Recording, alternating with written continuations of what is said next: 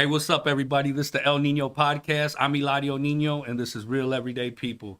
So, first of all, as always, I always want to give thanks to everybody, man, who've been sharing, who've been subscribing, who have been supporting me in every way. Whether you're, just watching the show, sharing the show, those who have been buying hoodies off me, man, thank you so much. I truly appreciate it. Also, I want to thank everybody, family and friends who showed up yesterday at the DHDC. We had a fundraiser for my uncle David Romero and my cousin Nita Morales.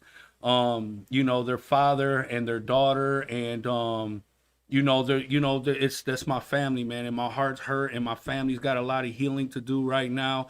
But I just want to give thanks for everybody who showed up, who brought dishes, who brought plates, who made baskets for the fundraiser, for the raffles, like everybody who supported, every part of it, man. Thank you so much. I really appreciate it. My family is very grateful for everything. And, I hope that, I know sometimes the holidays can get stressful for everybody because everybody wants to do their best for their family. And, I just, my best advice to you is just do the best that you can, man. Don't stress yourself out, and, keep your guys' head up, keep your spirits up, man. But today we got a special guest today, man. I'm really looking forward to everybody hearing his story because he's got so much to share. And, he's straight from our neighborhood out in Southwest Detroit. And I'd like to introduce you guys to Jaime Carillo, man. Yeah, thank you, man. Thank you for having me, giving me this opportunity. No doubt, man. I'm honored, bro, to have you here, and just hearing some of your story, bro, was just, very inspiring, bro. And I'm really excited for you to be able to share your story with everybody else, man, because it's very inspiring and very motivating. So, start off by telling everybody a little bit about yourself, where you from, where you grew up. Tell us about your parents, where they came from. All right, yeah. So, born and raised in Southwest Detroit. Lived there all the way through my 20s and stuff, and kind of moved out a little bit. Where at in the neighborhood did you grow up at? Right off of 24th and Bagley, right in the original Mexican town. Yeah. That's where it kind of like started over, off of Bagley on both sides of the freeway. You know what I'm saying? But yeah, I grew up right. That's a whole neighborhood over there. Yeah, I grew up right across the street from all the restaurants, so I used to get all the good food and all that stuff there. You know what I'm saying? Yeah, So, I bet you see a lot of tourists over there too, because I remember a lot of Canadians used to come over there and be in Los Galanes, Xochimilcos, and all them good restaurants. yeah. So yeah, like I said, I grew up there. My parents, they came from Mexico at a young age, and their paths crossed in Chicago. Got married there, and then came to Detroit in the early to mid '70s. And that's where they made home. You know what I'm saying? Right there in the same house. My mom still lives there in the same house and everything. Where are your parents originally from? My mom's from the state of Nuevo León, small town called Agualeguas. My dad's a little bit further south, more central Mexico, into the state of Guanajuato. He's GTO. from, yes, he's from Estancia del Carmen, Guanajuato. Okay. And it's crazy because so many people from Southwest Detroit, some way and somehow, came from Chicago, have so many ties. Like Southwest Detroit has so many ties to Chicago, in one form or another. Yes. I was born in Cook County Hospital in Chicago. I got so much family there. I love it out there.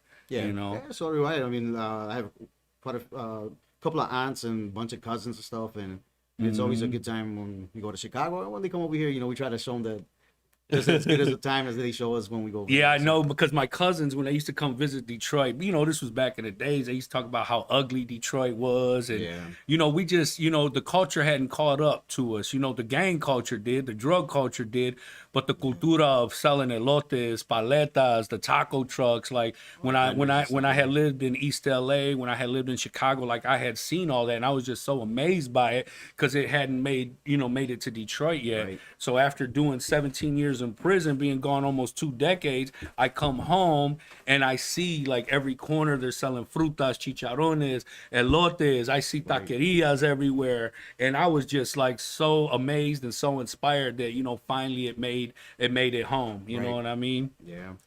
Yeah, we have some hardworking people in the neighborhood, man. And that's what it's about and stuff. Everybody's trying to do something to make that living and stuff. So it's It's a good thing. And it's amazing to see, like, I don't know exactly where all so like a lot of the Mexicans migrated from, whether it was California, Texas, Mexico, but like they've really beautified the community, bro, Yeah, because I mean they literally, you know, just having the skill trades that they have, doing carpentry work, concrete, all that type of stuff, like, right. bro, they have built like mini mansions in the neighborhood. They bought all the dilapidated houses, they bought all the burnt up lots and all that stuff, and beautified it, you know what I'm saying? And I'm Yeah, like, definitely. wow, man, that's really great, you know, to see our people, our culture thriving, doing better, you know. Right. Yeah, it's just like I said, like you're saying, it's good and stuff. I mean, I've seen it. I've seen the good, the bad, and the And great and all that stuff. And right now it's a great moment for our neighborhood. For Southwest, that's totally different from the rest of the city. You know what I'm saying? We have like our own culture. It's just a different life, a different everything there in Southwest, man. It's beautiful. absolutely. So what kind of work did your parents do? Well, both of them kind of grew up like in farms in Mexico. And then they came here. My father got to California first, and he started a landscaping company there, and he was working with a lot of like famous people's homes and stuff. Because he came with my uncle that was a chef there in Hollywood, and a lot of these older movie stars and musicians and stuff like that. Like my uncle, he used to cook for like Kojak, and my dad used to tell me he's like take care of his like son and stuff like that. They Wow. used to give him chiles, like they'll make salsas and give him. And he said the kid used to be crying, but he liked it. They did. He would do the landscaping for like Sonny and Cher, and I mean so on and so forth. Like a lot of artists and stuff, or actors and stuff like that. Hmm. And then he decided to move to Chicago because a lot of people from Guanajuato, from around the area that he was from, Hmm. were in Chicago. So they're like, hey, come over here. There's a lot of work and stuff like that. So he ended up going to Chicago, where my mom was living already there since she was like about 13, 14 years old. Okay. And she worked in factories, and both once my dad got to Chicago, and my mother, both were like union workers, Okay. and working factories, working railroad, stuff like that. Wow. And they end up getting married in the early 70s, then moved to Detroit, and then both of them still worked their union jobs. My dad in the Wow. railroad, and then road construction, and my mom worked in a factory where they put like binders together, books and stuff like that, Hmm. until like maybe the early 90s. She quit, and actually that factory was right where Little Caesars Arena is at, so they actually knocked Wow. that factory Man, they down. got some So once, history then. yeah, Yeah. so they were union workers, always laborers. I mean, that's Hmm. that's that's what they did. Okay, that's cool. So, do you have siblings? Like, what was life growing up? And like, did you have siblings that you grew up with? Yeah, I have a older sister and a younger sister, so I'm the only son And so you in in the the middle. middle then. So you a little brother and a big brother. Yeah, yeah. Okay then. So yeah, in the middle and stuff. So my older sister kind of grew up with my grandparents Hmm. in Chicago and in Mexico. And then my younger sister, was both of us always around and stuff. I mean, it was good, man. It was good life and stuff. We always had fun, and we love watch movies. We love to watch movies, and we danced and stuff like that. And so it was really good, man. I mean, Hmm. it was a little overprotective with my younger sister, of course. I thought that was I still am, but think that's part of my job as being an older brother, protect them, protect her, Absolutely. and also with my older sister too. Very protective of them, and making sure that Naturally. that they're good. Yeah, make sure that they're good. That's cool, man. So, so what was life like growing up in the neighborhood? Like, the good, the bad, the ugly. That's what I tell people all the time. Like, let's talk about it. Let's, because Yeah, the of course, community has man. dealt with so much struggle, that's created so much trauma, that has created vicious cycles of Right. generational, curses and trauma that, people have passed on. But it's like, just hearing stories of, people going through struggle, but eventually ironed out the wrinkles in life, figured out their formula, and then Yeah. just took off in life. Like, what was it like going to school for you? Were you involved? Were you social? Did you play sports, or like what kind of student were you, and what schools did you go to in the neighborhood? Yeah. So I'll start off with the schools. I went to Webster for elementary, Wow, I Earhart. went there too, Did you? Webster. Okay. Yeah, yep. Yeah. So then I went to Earhart for middle school, and then went to Western for high school. And graduated Western at 97. I mean, growing up in the neighborhood, man. I mean, it was a lot of kids, of course, so a lot of us, we played baseball, we played sports, stuff like that. Hmm. But then once the gangs and stuff start coming around, I was in between a lot of different neighborhoods, having to walk to school or walk into, because I used to walk till I said once I hit like middle school and high school, I had to go through all those different neighborhoods and stuff. I was Around Scott and Verner, or are you talking about the I one said on off of close to Green, Verner and Green? Vernon and Oh, Green. okay, yeah. So I used to walk there. So I used to have to cross a lot of neighborhoods, man. Absolutely. I never got involved with the gang life and stuff like that, but I knew a lot of people. I knew a lot of from every set, from all the different sets. I mean, one of the leaders from one of the sets, his family lived right across the street from me, which was the opposite set that was in the neighborhood. You know what I'm saying? So, because I grew up on 24th, so you had whatever set was on 25th, and so on and so forth. So I mean, for the most part, they didn't mess with me, just because I guess I didn't fit that look or stuff like that, man. I was a little chubby fat kid, man, just always smiling, and I never dressed with any colors. I mean, honestly, we just had what we needed, never in style and nothing, stuff like that. But that's amazing though that you made it through that, because so many people just fell into the cycle, so much of my family, guys and girls, they were all gang members, and it was like I felt like that's what I was supposed to be. And and I know some brothers like you that were able to kind of just make it under the radar with all that stuff, because that impacted our community so strong. And a lot of that gang activity, like I said, them ties to Chicago, when they came to Detroit, it like made a huge impact on, like, it changed the way of life here in Detroit. And it was like everybody had to pick a side, and it didn't matter if you were friends, if you were family. I had cousins, and everybody was in different gangs, and depending on where you lived. Yeah. So yeah, I mean, like people like growing up after leaving the neighborhood and started working. People ask me like, "Where are you from?" I'm from Southwest Detroit. They're like, "No, you're not." Like, well, I mean, I don't know what you expect. You know what I'm saying? But they're like, man, how did you make it? Because it was drug infested, gang infested. Because that's the first question they want to ask you: what gang were you? Yeah, in? what sad, or what what were you doing? What were you selling? Like man, I was, honestly, I was able to keep my head straight, for myself and stuff. Nothing against anything or anybody or anything like that. Man. Look, there's reasons why and all that stuff. They did what they did and had to do what they had to do and stuff. And clearly, I mean, you graduated, so you were, had to be studious and be responsible and take education serious. Yeah, I mean, I think I did enough to get through. I did enough to get through and stuff. I never really liked to miss school and stuff. So I mean, I was in school every day. Now, did I do what I was supposed to do? Possibly not. But I was there. I was there every day, and I was able to graduate and stuff. And that's a big deal, because like so many of my peers, we had dropped out of school by 9th grade. We were full blown in the streets, but I didn't have anybody like pushing us for education. My thing, being raised by a single mom, our biggest thing was survival. You know what I'm saying? So whatever it is that we needed to do to eat, to put clothes on our and shoes on us, to be able to pay rent and stuff like that. So like our main objective was not about education. It wasn't. We didn't even think about the future. We just thought about the today. How are we gonna live and survive today? And what can we do? To make it to for tomorrow. Yeah, I mean, of course, I saw that a lot in friends and people that we knew and the people that I know and stuff that went through that kind of life and stuff, like, the struggle. I didn't go through that struggle. I mean, I did have both of my parents at home. My dad wasn't really there a whole lot just because he was always working, and then he liked the bar life too. So he would work and then, go to bars at night. So he was there, I guess, when he was supposed to be there, I guess.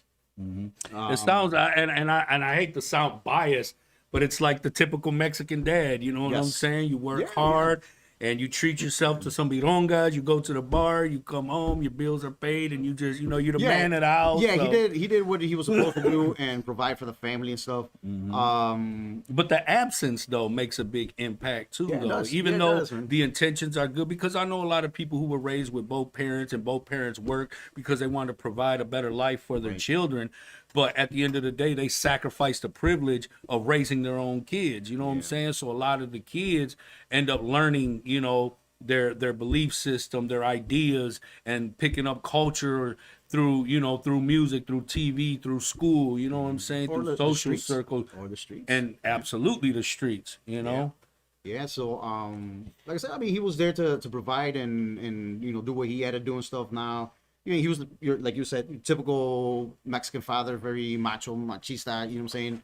Didn't show no emotion. Didn't show, you know, if it was good, it was still like if it was bad, it was like everything was like kind of standoffish. You know what I'm saying? Like basically don't come to me with any problems. Don't come to me with issues. Stuff like that. Like, do you have something to eat? Do you have something to wear? All right, get out of here. You know what I'm saying? Basically, so I mean, that's the way it was. I mean, not to like make anything up or like add or anything like that. But I mean, that's the way it was at home. You know what I'm saying? I'm saying he worked all year round, and he would go to the bars. You know what I'm saying? That was his thing. You know what I'm saying? He would go, and not that like he was a drunk or anything like that, but he would be out. You know That was just his social place. That's where he hung out. That's what he did, man. You know what I'm saying? And I mean, I remember being younger. I mean, I don't know if it was right or anything, but I remember being at some of these bars with them, you know what I'm saying? At the Blue Diamond, at Donovan's, at La Norteña, you know what I'm saying? Yeah. Like, these were the spots where he would hang out at, you know what I'm saying? I would go in there, you know what I'm saying? And just be sitting there and hey, they be partying and whatever and stuff, you know what I'm saying? So That's crazy, bro. Because when I was younger, my tío Cito, he used to have a tortilleria over there on Verner and Central, right across the street from where it used to be Azteca Hall back in the days. And I used to be hanging with my uncle all the time, man. And we would be at like El Rey's, we'd be at Chaparral, a Carnival bar, like I mean, just all the bars. And he'd spend 2 hours at each bar, and I'm just sitting there eating chips and pop and shit while he's sitting there talking shit with everybody. Yeah. And it's like you grow up and you kind of grow up in that, environment, yeah. So what kind of impact did that have in your life? Did you want to follow suit, or was you just like, this is not for me, or how did that happen? Because a lot of kids are, guided by their parents' examples. Yeah. I don't know. I think that's why I don't really go to bars and stuff. I'm not a drinker. It Good for you, bro. It taught me to be there for my kids as much as possible. Like, yeah, I mean, I work a lot and stuff, but try to be active in their lives as much as possible. You know what I'm saying? So that's one thing that's like, all right, I can't be that, that way, the way my father was and stuff. You know what I'm saying? Yeah, he provided, but the same way I provide for my children and stuff, but I have to provide them with, the discipline, the education and whatever even I nurturing, can give them. the nurturing. Yeah, as well. whatever I can give to them, that my father was never able to do. You know what I'm saying? That there's a lot of stuff. Like my dad never took us to the movies. He never took us to any ball games, basketball, baseball, or anything. You know what I'm saying? What about like affection? Like, did he hug you guys? Did he show you guys love, or was it always tough love? Was it always like that? Yeah, it was tough. It was tough love until he got older, man.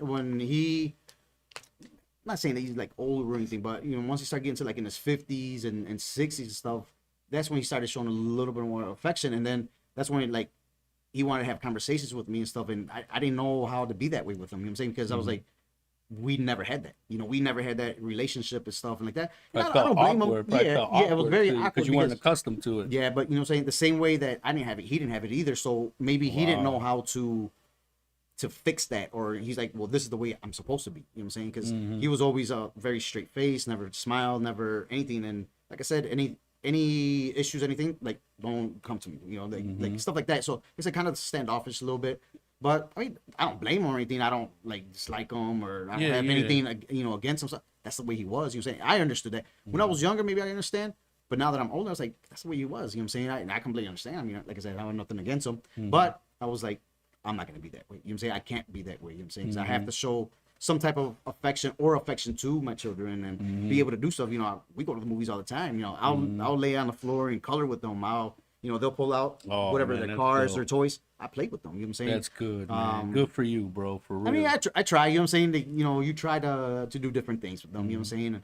Or even like, they're like, hey, let's play some video games. All right, let's put it on, and I don't know what I'm doing, but like, hey, at least I'm like trying to figure it out with them. You know like even though I wasn't raised with my father, I had a stepdad, and his way of living is he was very absent. He was not active in our lives at all, but he just made sure that we had clothes, we had shoes, we had a nice house, furniture, and all that stuff. So automatically, that's how I feel that defined a man. This is a father's role. This is a man's role. As long as you got food on the table, a roof over your head, you got clothes on your back, I'm doing my part. Right. You know what I'm saying? Like, my mother was very affectionate, so I did grow up with affection, But when you just don't have your priorities in order, you know, I was in the streets. You know, my first experience with the streets is being in a gang, and then it come to providing, which now I'm selling drugs. You know what I mean? And I just lost sight of what, you know, the true purpose of a father. You know, everything for me to be a man and to be a father is just to protect your family and provide for your family. Right. But I didn't have like male figures in my life to say, hey, you know what, man, there's so much more to being a father. There's so much more to being a man, you know? So I only went with what I knew. But like I tell people all the time, you never know what you got until you don't have it no more. Right. So when I spent all that time in prison, I thought about things that I wanted to do different, things that I didn't have, you know, things that I should have given, you know, and so that's why I live my life the way that I do today. And I love so much. I have so much love to give, you know, to my family, even to myself. You know what I mean? Because you don't even value your own life at that point. Right. You don't care if I kill somebody, you kill me, I go to prison, whatever, you know? Right. And so, you know, just having a male figure, you know, the right male figure that can teach you, you know, everything about being a man, not just certain parts of it, you know? Yeah, I mean, you have to learn from good and bad and stuff. I mean, I guess, yeah, it is to have a good, you know, male figure and stuff. But then if you have bad ones and stuff, you got to learn from that. That like, yes, I'm not gonna be that way, or I have to change this, or take the good from that bad and stuff too, though. Because I mean, even though you might think they're bad, they still have something good to offer. You know what I'm saying? So Absolutely. you still learn from that. You know what I'm saying? So I mean, I saw it in my family, like say in the neighborhood and stuff. Like, yeah, you know, that's why, like I said, I don't really drink. You know, I don't really do anything else but work, and that's it. You know what I'm saying? So I saw that, I'm like, yes, you know, that's not what I'm gonna be. You know what I'm saying? So I think that's what kind of steered me and kind of kept me on a straight line. You know what I'm saying? I mean, But to see the results, though, the product of what you become, the man you become, the father you become, like, you know, it's just, it's a beautiful process, bro. You know what I mean? And even though I'm just meeting you, I think that, you know, everything about who you are and how you live your life is very amazing, is very honorable. You know what I'm saying? And, you know, keep up the good work, bro. You know, and for those who are watching, you know, this and have questions, you know, like, I'm sure that you're inspiring them, you know, and teaching them how to open up their mind, open up their heart to do things better, to do things different. yeah, I mean, I never really like thought of it that way. You know what I'm saying? But I mean, hopefully, man, hopefully they take something good out of anything. You know, anything that you hear or see and stuff like that. Always try to take the good out of everything, man. Try to learn and progress and make better, you know, stuff like that. You know, just as people to try to be better. You know what I'm saying? So how many kids do you have? Man, I have 4. 4 kids? Yeah, I Okay, you have got 4 boys, kids. you got girls. I have my oldest is a girl, my daughter. She's 12, and then I have 3 boys, which is 9, 5, and 4 months, man. Wow, okay. Yeah, So you got you a little tribe then, and you got a little 4-month baby, yeah, huh? yeah, he's kicking our butts, man. He's something else, man. But it's good though, you know, it's good. I mean, it gives us life. It Keeps you on your toes, huh? yes, most definitely, man. For kids, they're very active. They love sports. They love to eat. They love to play. What kind of sports do they play? Man, they play pretty much everything, you know. How about soccer? Yes, they love soccer. Both my 2 oldest, they play soccer, basketball, baseball, softball. Wow, My that's daughter dope. does volleyball. They swim and they all dance. Man, that's beautiful, man. Good for you, man. Yeah, That's so dope, man. try That to- you try to keep 'em you busy. busy, productive, Yeah. positive, all that good stuff, Well, man. try to give them what we didn't have, the support of your parents. To show them that we will support you and guide you and put you where you want to be as long as you give it your all. And that's one thing, man. They love playing sports, and I mean, I love seeing them playing sports. You know what I'm saying? Because I didn't have the opportunity. We played out in the field. You know, like we played baseball, we played football, soccer, stuff. Yeah. But never organized. You know what I'm saying? It was just all the guys Yeah. from the neighborhood, or Yeah. even a couple of the girls used to go in there. And we just all played. Yeah. You know what I'm saying? We would play basketball, and one of our friends back in the alley with rocks and dips and everything, but we played, you know what I'm saying? No doubt, man. I remember back in the days, my family used to get together at Patton Park, and we would always play softball. Like, Softball, yeah. it was just something that every Sunday, it was traditional. Every Sunday, our family, friends, loved ones, everybody would get together. My mom be selling plates there, people barbecuing, everybody, and we're just having good fun, and it was just a tradition that kept our family close, and it was an example to the community, and so even though the sport interest has changed, it's nice to see that the community still gets together. Right. So with having 4 kids, like, and then everybody's active, except for the 4-month-old baby boy, like, what's it like being able to attend to all the games, all the events? Like, I'm sure there's times where you have to miss them. You know what I'm saying? Or how do you make all of them where they all feel equally important? Yeah, I actually I miss quite a bit, man, because I'm always working, I'm always doing this or that. Luckily, I have a great wife that just runs with them, man. She's like, whatever they want to do, she's there. She takes them, she picks them up and stuff like that. And when I get a chance, I'll pick them up or I'll take them. But I try to make as many games as possible. You know what I'm saying? I try to be there and support and.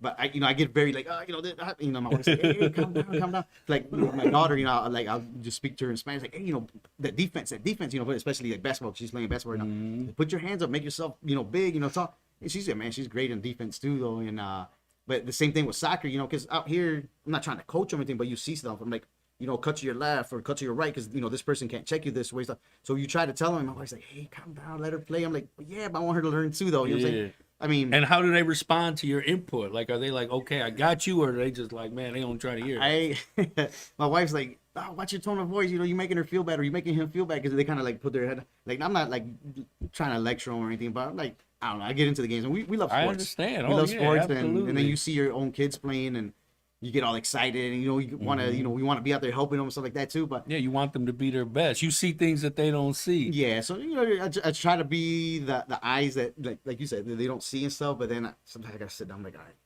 they kind of calm down, and like and some great job and stuff. And then I'm like, hey, but you need to work on this. My wife's like, there you go. So I'm not trying to be negative with them. I'm just trying to say, hey, you did great on this, but maybe you need to work on your crossover going to the left, or maybe. When you shoot your layup, try to hit the little box, and stuff like that. Yeah. And then they're like, oh, okay. I'm not trying to like be hard on them, but and it's crazy how sometimes you can give them the advice and they like blow it off, but somebody else can tell them the same advice that you gave them, and they'll be like, oh yeah, okay. Yeah. You'll be like, damn, I just told you the same thing and you blew me off. That's crazy. Yeah, man. I mean, that's the way it is, though. You know what I'm saying? Growing up, that you see your parents like, they don't. Stuff like that. So I mean, we try to be there as much as possible for them. But like I said, I do miss a lot because I do work a lot. What are some of the? Give me some lifelong lessons that you learned from your mother and for your father that really made the biggest impact in your life. Always work hard, man. Work for what you want. My dad says, if you're sitting home on the couch, he's like, you ain't doing nothing. You know what I'm saying? Even if it was for wrestling or for whatever stuff, he's like, go out there, make your money. Hustle, do whatever you have to do. And I saw that day in, day out with him. You know what I'm saying? He worked until the day he passed. And my mom, she told me at a young age, she was like, I never want you to depend on any woman or anybody.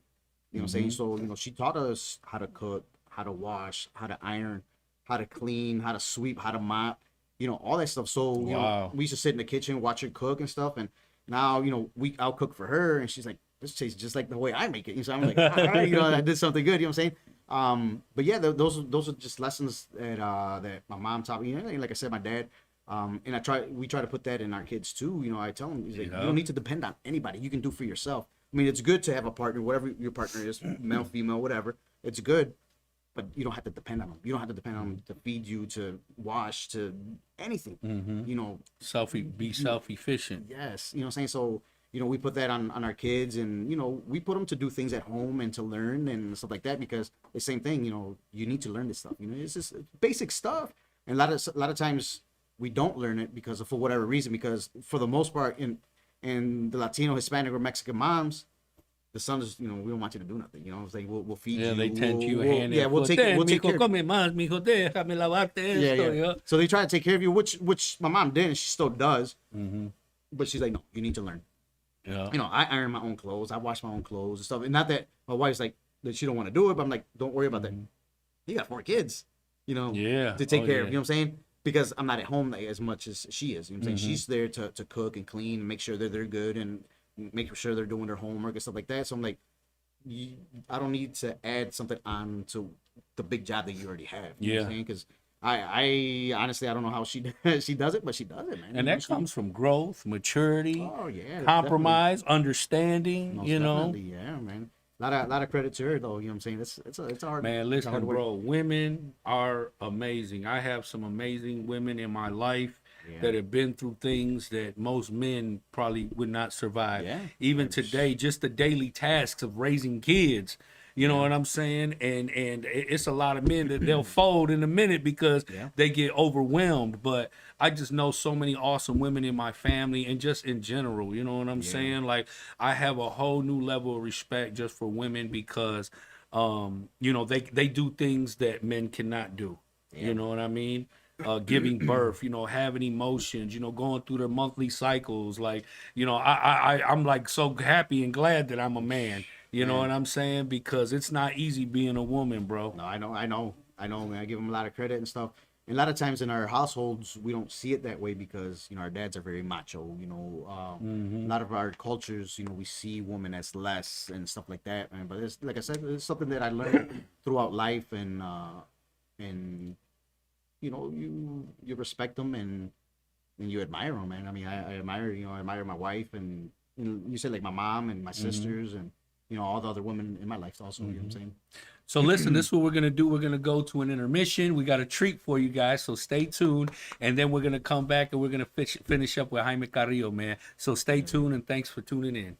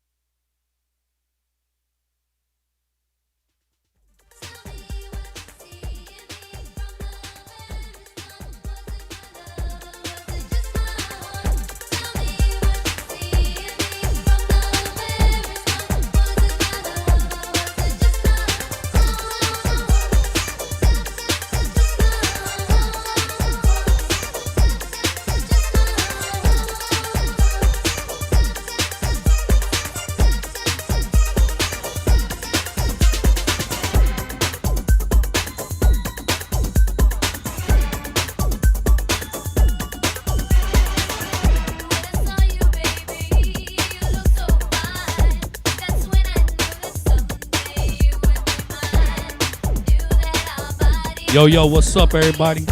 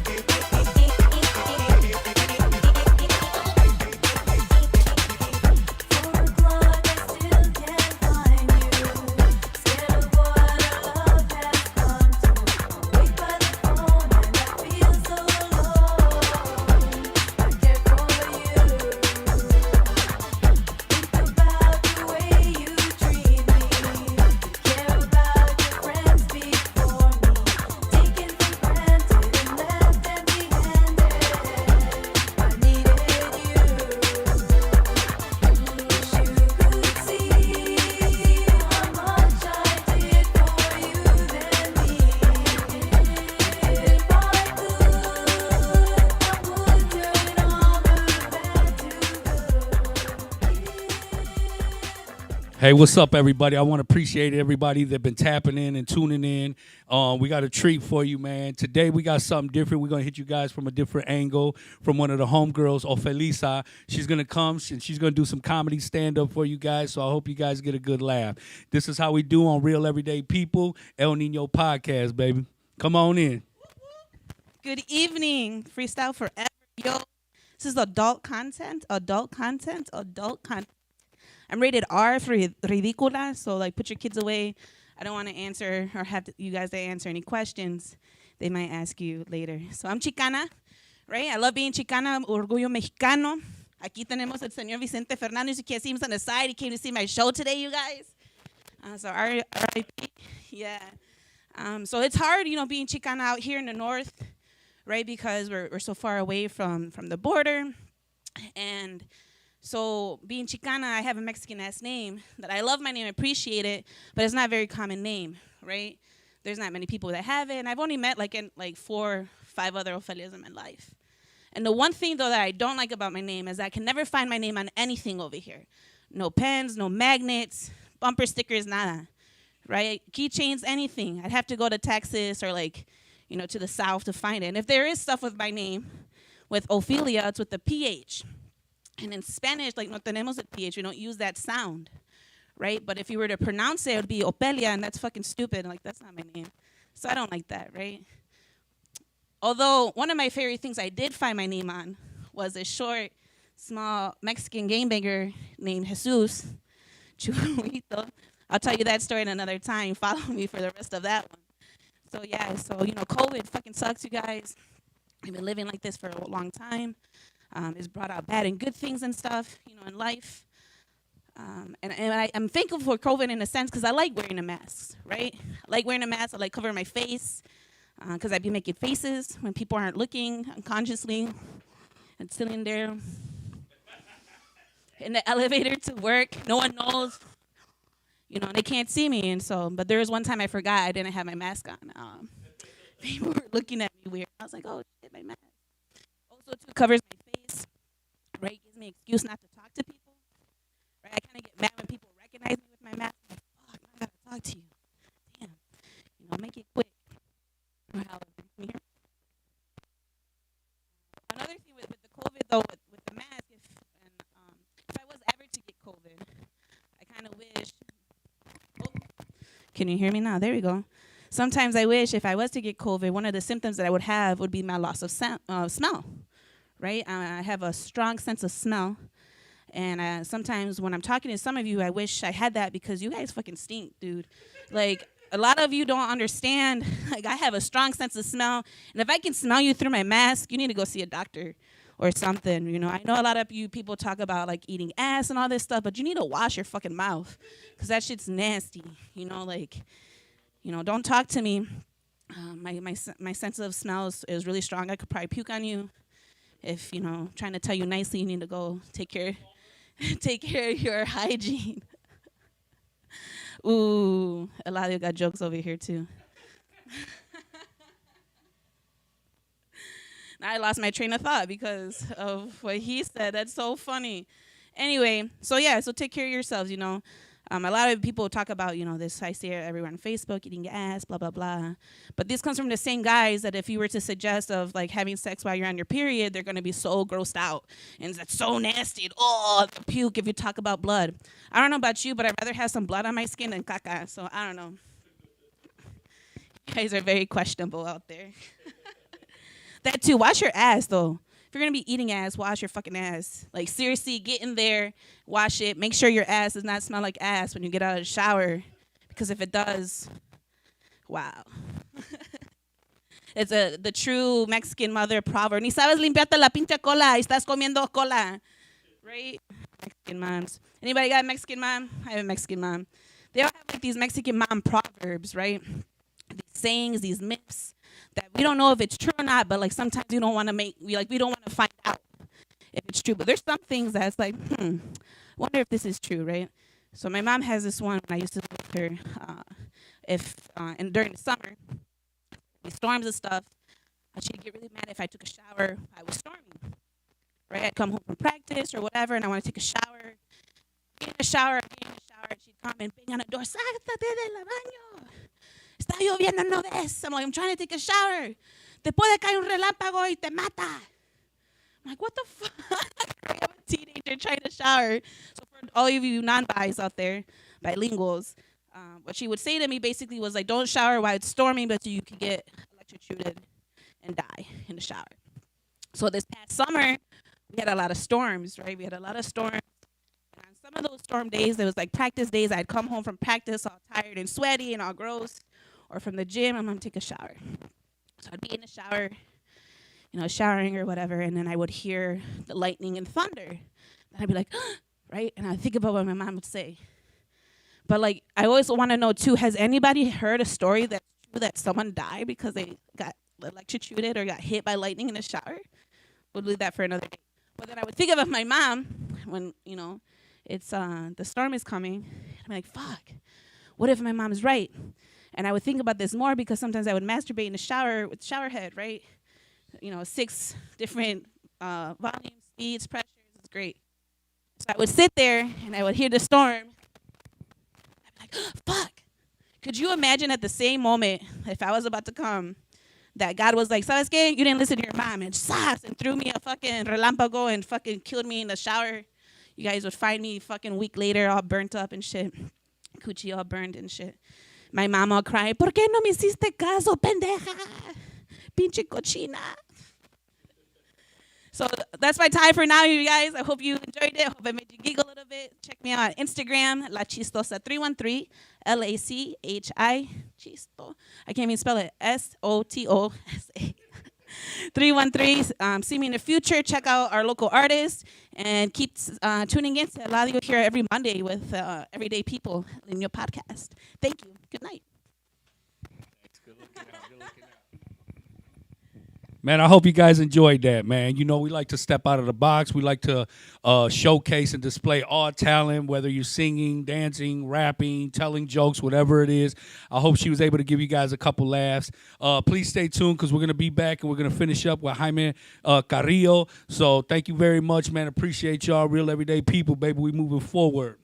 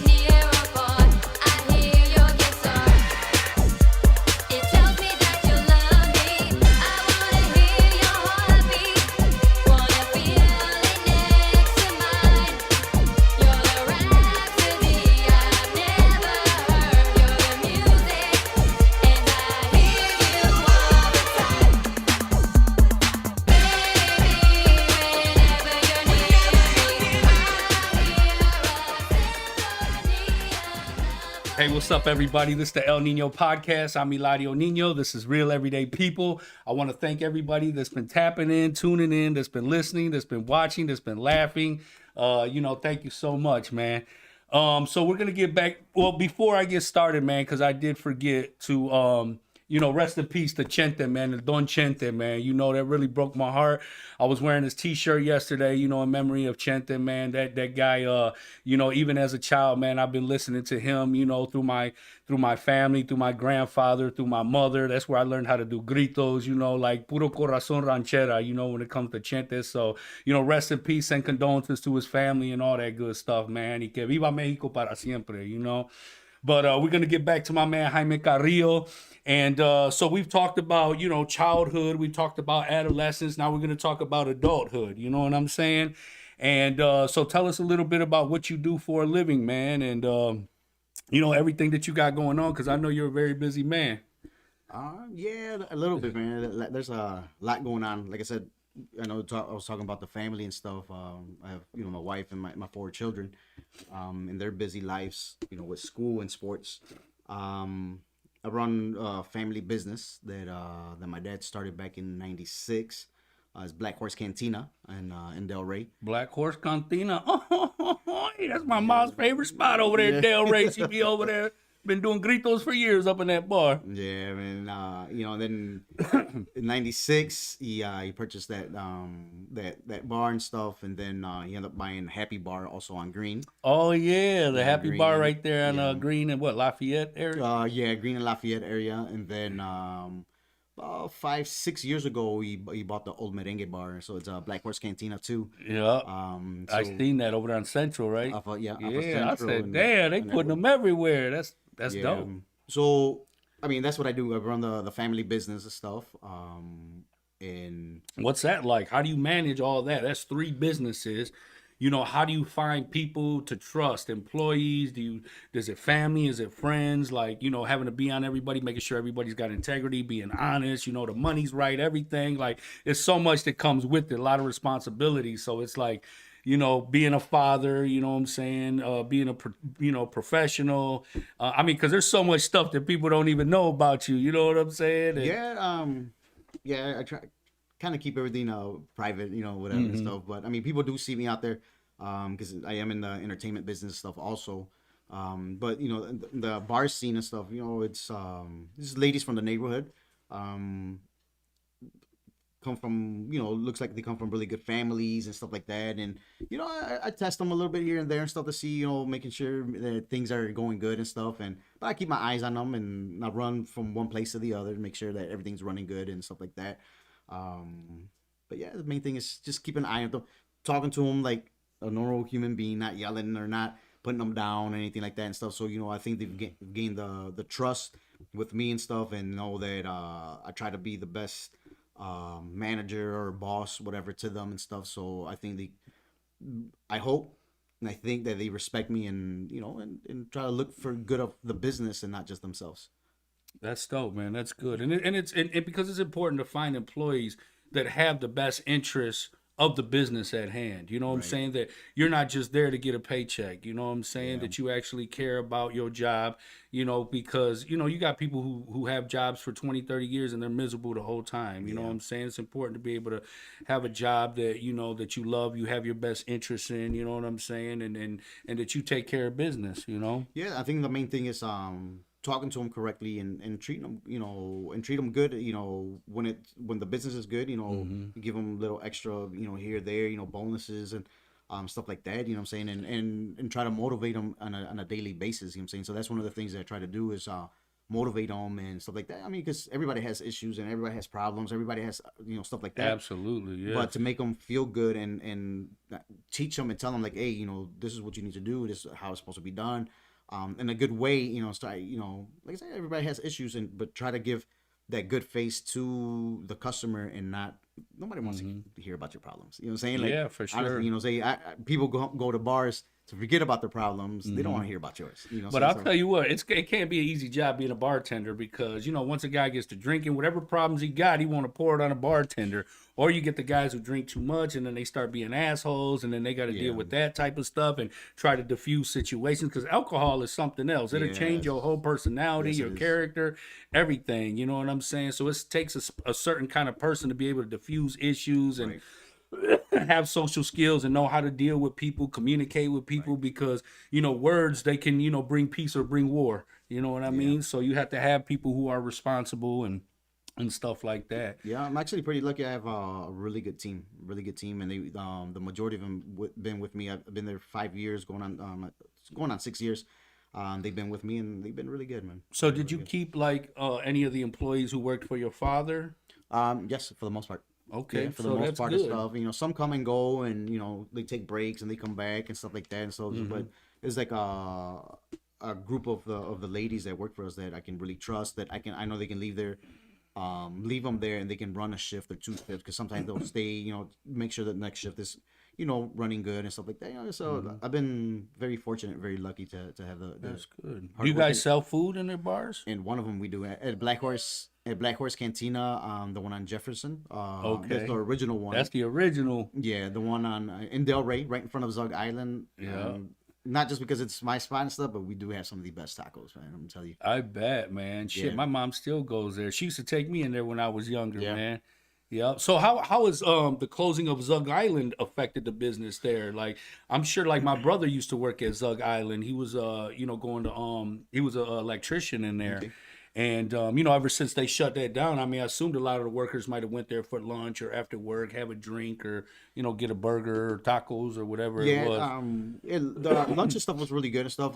Yeah, it affected us, somewhat, but we have our regulars, because we've been around for a while already since, like I said, '96. So we get our regulars there and stuff. So they keep us afloat. But now since they're building a new bridge down there, we getting all the workers there, and thankfully for these guys. Okay. I'm sorry, thankfully for these guys, I mean they're coming, because we close on Monday, so we're open from Tuesday to Sunday. And I mean, these guys are in there for lunch, after work, and they'll come after work and have a couple of drinks and more food, and they'll take food. So it's actually going good, man. I mean, we're, like I said, we're very fortunate, and we thank all the workers out there, all the union workers and stuff, and of course all the companies and stuff. The main guys come out, the main guys are in charge of the jobs. They come and eat and stuff like that too. So I'm like, I mean, this is That's really good. It's good. Yeah, it's Yeah. good. So I just learned something about you, that you DJ as well. Yeah, I do. Man, I have My this- bad, boy. You jack of all trades. You do it all. A little man. bit of everything. You have to be that way. You know what I'm saying? You have to. Because explore yourself. If one thing man. is kind of falling out, you got to be able to provide for the family, man. You know what I'm saying? So I got into DJing. I've always loved music. I've always had a big collection of music since I was a kid. I used to buy cassettes and took over all the cassettes and 8-tracks and records and stuff that my dad had, and stuff like that. And then I started buying CDs at a very young age. Once you start coming out with CDs, so I used to go to Sochi's gift shop and buy them, to Algo Especial and buy them.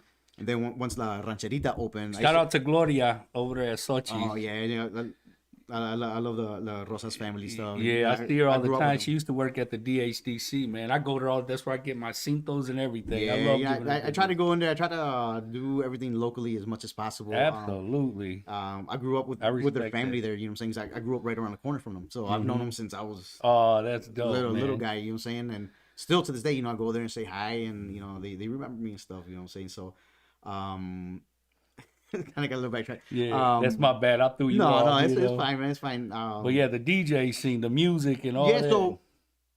so in was it 2008, 2009, when kind of everything kind of crashed here in the country stuff, I was out of a job, and I had a newborn at home. My wife wasn't working, and I'm like, man, I'm looking at her, I was like, what am I gonna do? So I was like, you know what? I said, I'm gonna start DJing. I didn't even have turntables or anything, so I was like, I had a laptop. I just started playing music. So I did a couple of graduation parties that way. And then once I started bringing a little bit of money in, I actually did a few free parties so people can say, oh, I had a lot of music. So I kind of knew I was playing song by song. I wasn't mixing or anything like that, but Yeah. I didn't miss a beat. You know what I'm saying? It was like song after song. So people, oh yeah. So then I started getting into it, and I started buying equipment and stuff like that. So it kind of went from kind of needing it to, I mean, I enjoy it, man. I enjoy it and stuff. If I get called for parties, I go and do my little thing and stuff. I do mainly Mexican and Latin music. Have you ever ran any events out of any of your bars? Like, have you ever DJ'd there or tried to throw an event or something Yeah, like actually, that? when people want to throw their birthday parties and stuff, you know what I'm saying? Hey, come party with us. I'll throw the DJ in for free, and I'll go and DJ myself. You know what I'm saying? That's dope. Stuff like that. You know what I'm saying? So kind of, to say, hey, thank you. You know what I'm saying? You don't have to bring a DJ, or unless you want to, of course. I mean, there's so many great DJs out in the neighborhood, man, that I don't compare. I'm not even like this much to compare to these, man. We have some legends and some great DJs out of Southwest. What kind of music do you like to DJ? I do mainly Mexican music, man. I do a lot of Okay. dancing music. I like to see people dance. 'Cause I love to dance. I'm a dancer myself. So I like to see people dance. You know what I'm saying? So that's my main thing. You know, I try to stay away from like the corridos and stuff like that. Just because it kind of makes people feel differently and do differently. You know what I'm saying? Absolutely, So, music is influential. Like and, got you looking at everybody. Hey, come on, all and all that yeah, man. shit. So, You want somebody that's gonna be like, yeah, so I mean, if they want one, I'll throw one here and there. But my main thing is, I love cumbias and stuff. So I play all types of different cumbias, and that's what I like to mix. Banda, rancheras, tejano. I do a little bit of everything, bachata, salsa, merengue. As long as people are dancing, I'll play it. I love to dance. I just don't know like the actual dances. I got rhythm, I move. Whatever. Yeah, but I've been seeing that huapango that come out now. I'm like, Yeah. that shit's like crazy freestyle, like just doing whatever. Man. The main thing is that you do it and stuff. There's no right style. There's no bad style. There's no style is your style. You know what I'm saying? So that's the way I look at dancing and stuff. A lot of people point their fingers like, oh, look at this. Man, whatever. He's feeling the music. She's feeling the music. Let them dance. The way your body moves you. Yeah. Man, As long as you got rhythm, as long as you man. feel that music, even if you don't have rhythm, hey man, just if it makes you happy, do Absolutely. it, man. Do it, man. You know what I'm saying? Before I had went to prison, we had damn, what was it, quebradita? No, the quebradita was swinging big, a little foot and shit. I was like, okay, then. Yeah, it was big. It was big. I mean, Yeah. people still love their banda and stuff. I missed the Duranguense era. I was in the joint when that came out, and I used to love the music, and but I just missed the era out here. With Duranguense. It was all right, man. It was But you all said right. you're a dancer though, so tell us about that. Yeah, a lot of I mean, unless you see me on stage and stuff like that. I seen you, bro. I seen that? watched. Yeah, when we had that at the DHDC, we had the gala. at the gala. Yeah. Yeah. 4 times. Oh, okay. Yeah, we've performed there at DHCC quite a few times. Yeah, about 4 times. Yeah, 4 And or you 5 guys times. had 2 groups from different parts of Mexico, I believe, and you guys both did like your own dance. And then you was one of the groups that did the machetes. You guys was dancing with machetes and ching ching. I had never seen that before, so Yeah, I that was was like from- so amazed by it. That was from the state of Nayarit. Is the Nayarit, yeah. Nayarit? It's called Nayarit Mestizo. Sorry, it's not Nayarit Mestizo and stuff. Where it's a celebration of the sugarcane harvest. So they'll see us, dancing with like knives and machetes and stuff because that's how they cut the sugarcane and stuff. So it's like a story behind everything that we do. So the people that don't know, yes, I'm a dancer. I've been dancing since I was between 3 and 4 years old. I've been dancing all my life. 43 now, so I've been dancing. I think I'm ready to retire, man. I should be getting some kind of pension or something from the dancers. No, but yeah, it's something that's been part of my life since, like I said, I was between 3 and 4 years old. Who got you into that? Like, who encouraged you? Like, did you go to classes? Yeah, I actually joined. Give a quick shout out to. I started with Raíces Mexicanas when Herminio Pesina was the instructor. The Pesina family. I started with them, danced with them for a little while and stuff, and then from there I went to Fiesta Mexicana with Laura. Then from Fiesta Mexicana I danced at Webster with Ms. Barroso. Danced for quite a few years all through through my elementary years there, and then from there I went to Corktown with Andy, great instructor, also great dancer, and I danced for many years with Corktown. And then from Corktown I went back to Raíces Mexicanas for a little bit when Christina was instructor. And then from there we used to go all the way up to Flint to dance in Flint for a dance group out there. Wow, for real? Yeah, Estudiantil, Ballet Folklorico Estudiantil. So I danced with them for a little while. Then started dancing in Detroit with Ballet Folklorico Mayagüel for many, many years until 2005 when my wife and myself decided to make our own company. And then that's where Ballet Folklorico Moyocoyani Cel was created. What does that mean? It's in Nahuatl. Moyocoyani is an Aztec god. named Tezcatlipoca. Tezcatlipoca, Yeah, and they gave him the nickname Moyokoyani because he created himself. So basically, Moyokoyani is one who creates himself or is born within themselves. Ooh, that's dope. And then Isel is a pretty common word in Nahuatl also, which means unique. So we put it together, one who creates himself unique. Ooh, I Yeah, like so- that. That's dope, bro. Yeah, so we try to. I know it's a little hard and stuff. I mean, I guess we could have went with something more simpler, something more generic and stuff. But we put our minds together and said, no, this is who we are. This is what we do, and yeah, I mean, we've had our company since 2005, and we've done good. We've done good. I mean, it's a free program that we do for the community. We do it in Southwest, but anybody and everybody's invited. Of course, you don't have to be. Do you ever go like out of town, like Ohio, Indiana, Chicago, anything like that? Yeah, I've been dancing. Has showed me a lot of stuff, man, and I experienced a lot of stuff through dancing, and that's what I tell my students now, that you never know what opportunity you're gonna get. So for me, dancing, I've danced for 3 presidents, 2 from the United States and 1 from Mexico. Wow, So for real, both George Bush, the first senior or the father, we actually performed for him twice. His son, we danced for him once, and then Vicente Fox from Mexico was here at Oakland University, and we actually went and performed Wow, for him. for real. So I'm like, That's dope. I mean, Vicente Fox, he was the Vicente president Fox of Mexico. man. yeah. So being a little short fat kid from Southwest Detroit and actually dancing for president stuff is like pretty awesome, man. Did you lose any weight doing all that dancing? No, but actually, I think I haven't gained any weight because of it. If not, I would probably be like 500 plus. I love to eat, man. That's my downfall. I love to eat. I love to eat good, not expensive or anything like that, but I just like to eat, man. I like my Tortillas, tacos, beans, I- frijoles, all man. that. Just the basics, you Yeah, know, that'll every get day. you there. Every day and stuff. So, but like I said, man, the dancing, it gave me the opportunity to do that. I danced for Disney World. Everything Dang. paid for. I was there for 6 days. I've That's danced sweet, in 3 different countries. Of course, being so close to Canada, I've danced in Canada, danced here in the United States, and have toured in 2 states in Mexico, in the You state the of man, Querétaro bro. You and are the Colima. man. That is so sweet. That is so dope, bro. So You've I traveled, appreciate it. you've been places, you've done Yeah. things, man. Good for Nah, you, thank you, bro. thank you, For man. real, man. and It's nice to live through other people's eyes. You know what I'm saying? I mean, yeah, yes, Because yes, because there's so many people, bro, who are very mentally sheltered. It's hard to think big when you're surrounded by everything that's so small. I think that's why so many of our people in our community have been mentally impoverished. And it's hard for them to see anything outside of the environment that they live in. Right. So when I hear your story about traveling here and there and meeting these peoples and doing these things, like that's so beautiful. That's like living life to the fullest, bro. That's maximizing your potential.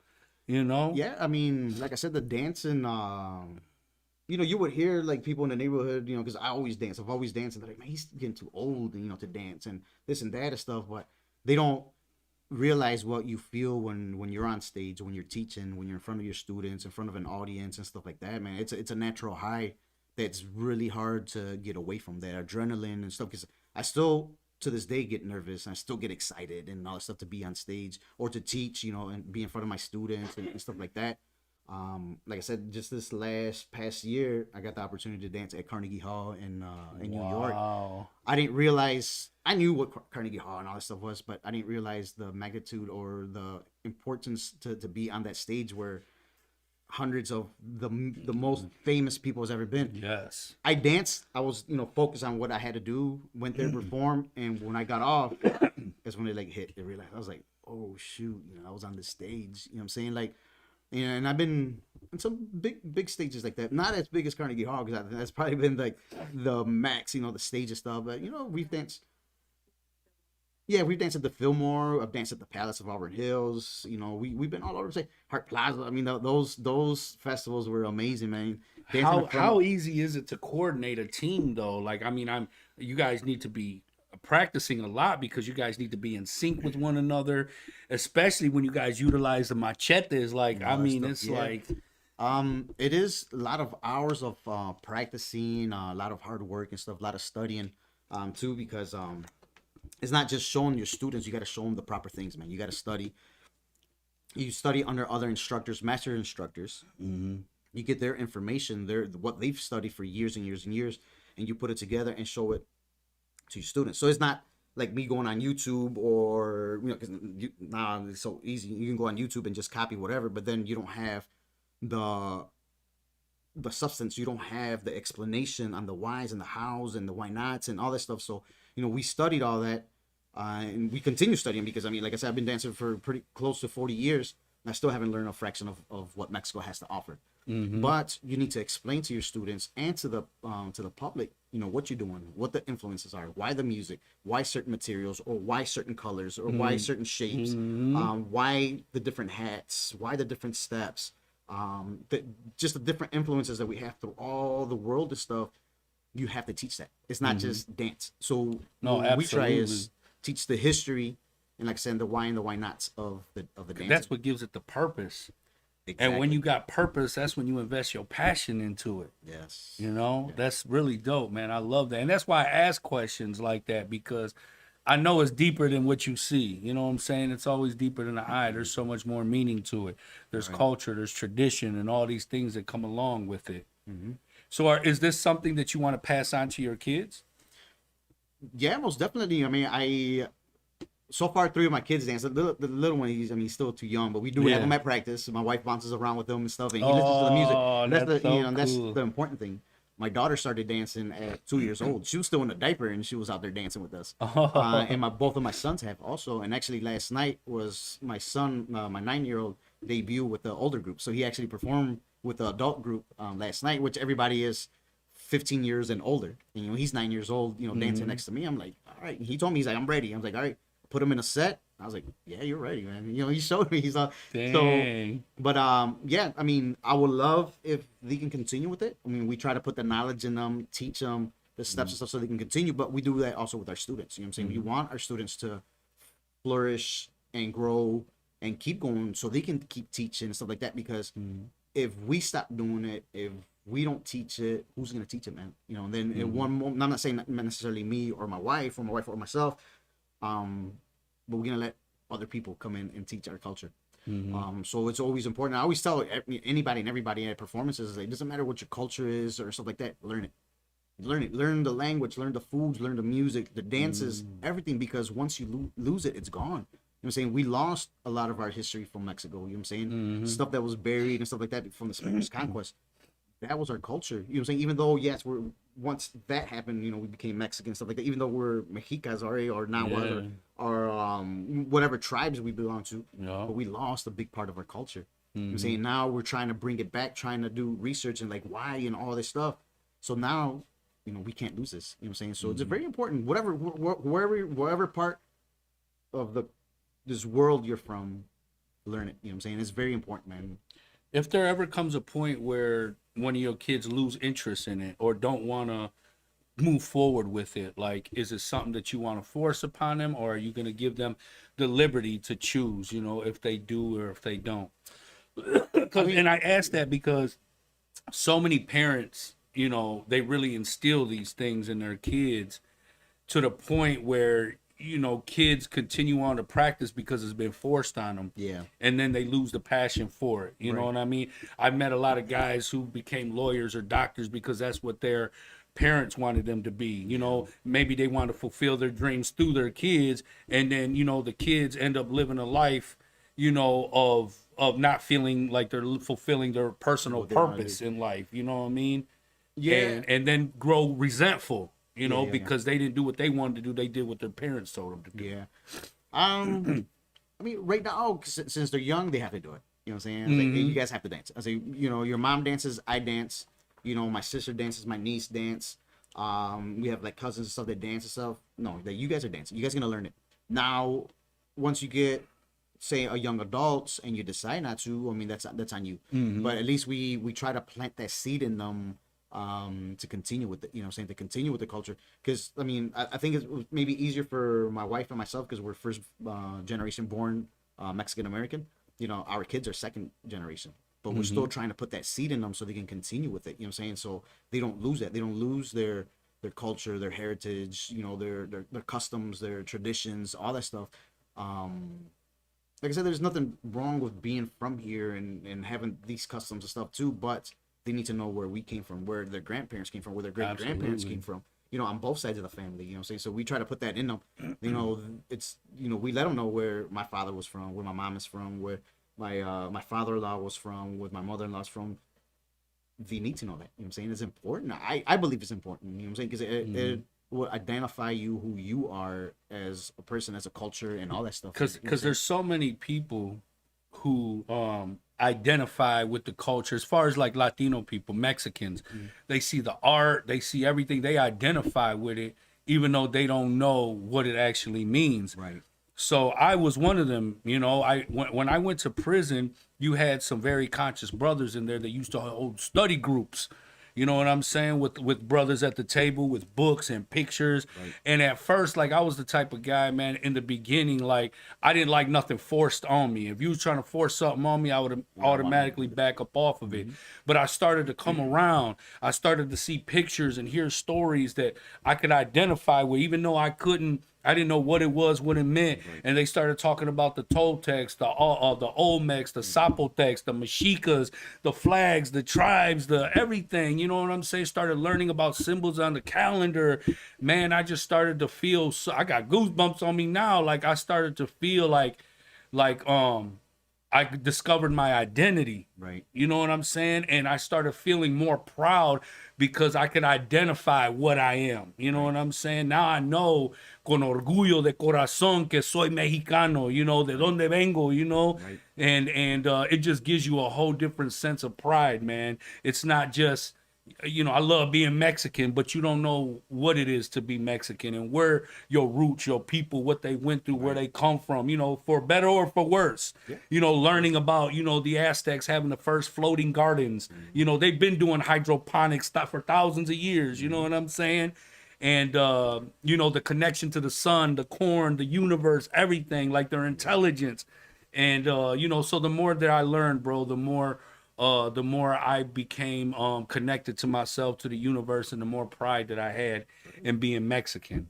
You know, that's what like I said, identifies as stuff, man, and that's, like I said, that's my wife's and my mission is to do that and to teach our students, to teach them that, you know, to teach them that, and then, like I said, plant that seed in them also, to be able to be proud and stuff. You know, I tell kids, man, this is what, you know, being proud of being a Mexican stuff. And like I said, you know, a lot of them see them a lot of the dads or like the boys like, I don't want to dance because, you know, man, there's nothing wrong with dancing. I've been dancing all my life, and there's nothing wrong with it, man. You know, you're not gonna be.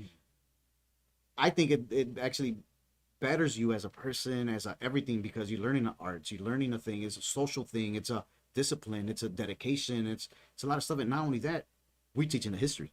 We're teaching the history and something, like you said, and then you spark something like, you know what, I'm gonna start doing my own research. I'm gonna start looking more into this. You know what I'm saying? I know a lot of stuff, but I don't know everything. So, you know, I know certain points, certain things and stuff like that. And stuff, but then it's up to them to go say, you know what, I'm gonna further this. I'm gonna learn more. I'm gonna do that. So, because you can identify with it now. Exactly. You know? So that was planted into me, and also, like I said, to my wife, as young kids. And that was one thing that, you know, anytime that my dad would sit down and tell any stories, it would be stuff about that. It'd be about Emiliano Zapata, you know, Benito Juarez, you know, and stuff with our family, you know, how they were like against the government and stuff in Mexico, and, you know, just fighting back or, you know, doing whatever. So like stories like that, and so that makes you want to research. And I never learned that in schools here in Michigan. You know, I never learned. It wasn't until I went to school in Chicago. I went to school in East LA. And that's all they teach you about. Right. Not all, but yeah, it's also included. Right. I've always learned about Christopher Columbus, you know, Malcolm X and Martin Luther King and all that, yes. but never nothing about my people. You know, the Pilgrims and the Indians, you know, that's what you learn about. But so when I moved to these different states, living in East LA, like they teach you the history, you know, of you know, Cesar Chavez and so many other great, you know, heroes and activists, you know, from our culture, our people, you know. Yeah, they're fighting for our and everybody else's rights. You know what I'm saying? So yeah, I think a lot of times they hide that stuff from us or whatever, for whatever reasons, man. I mean, honestly, I don't know. I mean, we've been here since day one, and we fought in every single war in this country, and I mean, we were even here before a lot of other people, so we don't get credit for that. You know what I'm saying? we're indigenous to this continent, and you know what I'm saying, from the north all the way to the southern point of South America. I mean, And that's why our even like when people say, "Man, speak English, you're in America." I'm like, brother, do you know what language they speak in South America? You know what I'm saying? Do you think that the United States is America? It is only a portion of America. Yeah. America is very big. You know what I'm yeah, saying? you know, and actually Spanish is the second most spoken language in the world. Mm-hmm, absolutely. You know what I'm saying? And then I mean, like even people from other countries want to learn Spanish. Yeah, I'm saying. I mean, that's the thing. That, you know, we know English, we know Spanish, man. We know two languages. You know what I'm saying? That's a lot. You know, that's a lot. I mean, if you can, like I said, if They you say know, your IQ is higher when you higher, learn a second language, when you can speak a more third than language, one fourth language. language, stuff. Learn more. I mean, if you can. I mean, why not and stuff. Yeah. I know. I mean, that's one thing I always tell my students, and I tell my staff. I was like, you know, ignorance is our biggest enemy.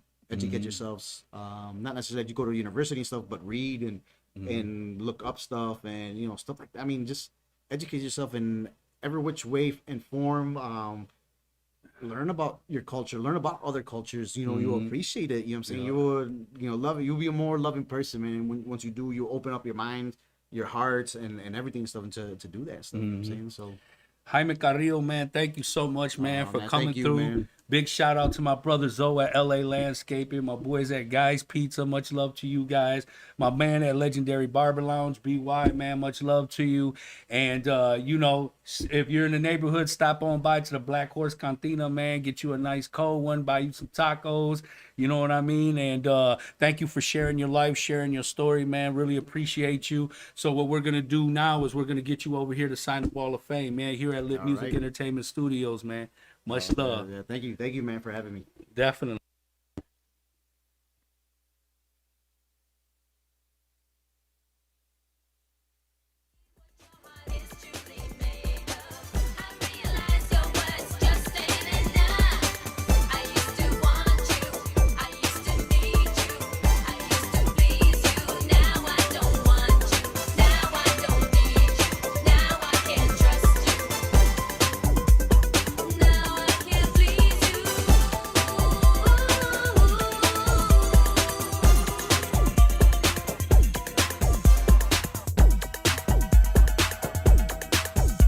What's up, everybody? We got my man Jaime Carillo. He's gonna put his name over here on the Wall of Fame.